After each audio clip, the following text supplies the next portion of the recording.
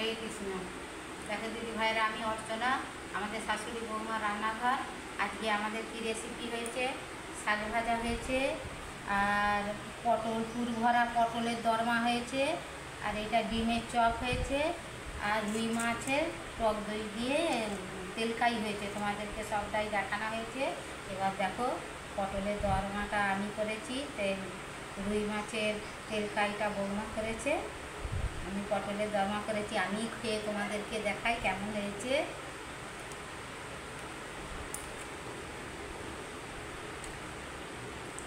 Heavy হয়েছে।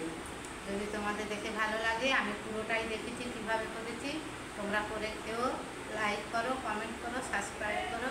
হরে কৃষ্ণ, রাধে রাধে।